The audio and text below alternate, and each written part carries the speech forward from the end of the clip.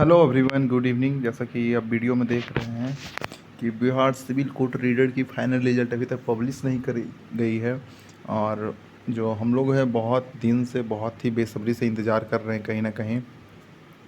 तो इसमें से सिविल कोर्ट को चाहिए कि एटलीस्ट कुछ ना कुछ तो नोटिफिकेशन दे दे, क्योंकि हम लोग इतने ज़्यादा परेशान हो गए हैं कि कब आएगा नहीं आएगा। मतलब अगले एग्ज़ाम की प्रिपरेशन करने में भी बहुत ज़्यादा दिक्कत आ रही है।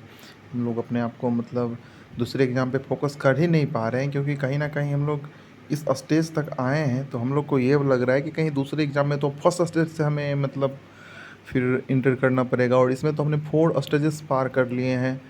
तो उम्मीद बहुत ज़्यादा इसमें है इसीलिए, और कहीं न कहीं बच्चे भी बहुत कम हैं अब जिनका कि मतलब अब फाइनल में जो आउट होंगे, क्योंकि कहीं न कहीं 1600 बच्चों को बुलाया गया है और 1200 सीट के आसपास सीट हैं।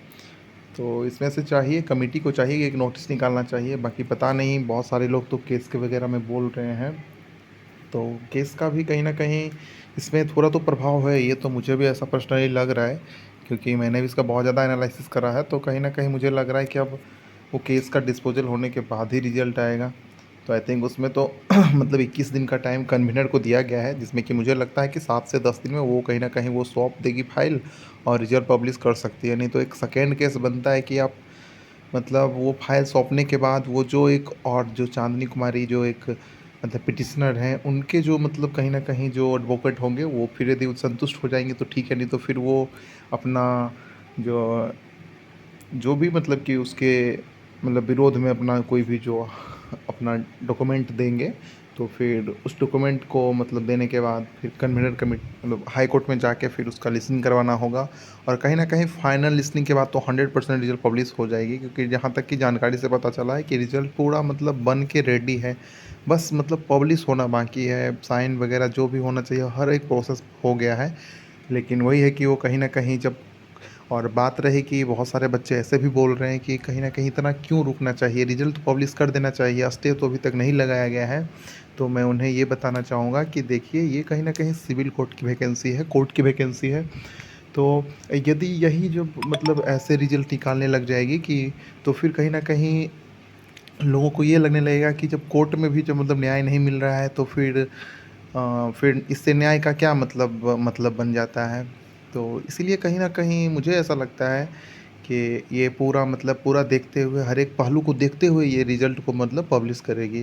तो देखिए, कहीं न कहीं ये अच्छा ही है कि ऐसा ना हो कि बाद में फिर कुछ झंझट हो रिज़ल्ट आने के बाद। तो और दिक्कत होता है कि रिज़ल्ट भी आपका हो गया तो आप 100% श्योर हो जाते हो कि आपका तो अब जॉब हो ही गया है। आप दूसरा जॉब का एकदम प्रिपरेशन करना छोड़ देते हो, और उस केस में यदि आप पे पेंडिंग होता है या कुछ भी स्टे लगता है तो फिर बहुत दुःख होता है। तो कहीं न कहीं लेट हो रहा है, कहते हैं ना सब्र का फल मीठा होता है। तो आप लोग उम्मीद रखिए कि हम लोगों का जो रिज़ल्ट है वो कहीं न कहीं इस महीने के लास्ट में या अगले महीने के फर्स्ट वीक तक आने की संभावना मुझे ऐसा लग रहा है। और बात रही ऐसा बोलेंगे कि आपको कैसे पता, तो देखिए पता तो किसी को नहीं है, रिज़ल्ट कब आएगी नहीं आएगी इसका तो किसी को पता नहीं। लेकिन हाँ, एक उम्मीद किया जा सकता है, दुनिया उम्मीद पे टिकी हुई है, तो कहीं न कहीं हम सभी उम्मीद कर सकते हैं।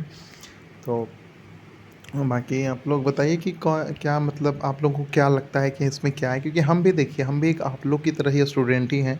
ऐसा नहीं है कि हम कोई कन्वीनर कमेटी के सदस्य हैं कि मुझे जानकारी ज़्यादा है।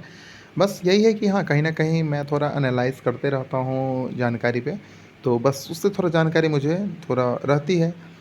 तो thank you so much video में बने रहने के लिए, धन्यवाद।